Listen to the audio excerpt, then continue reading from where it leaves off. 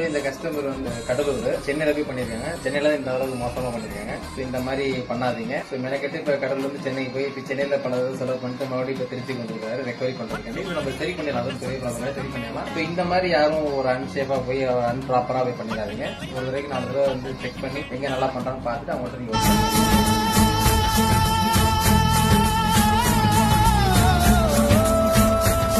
மனமே மனமே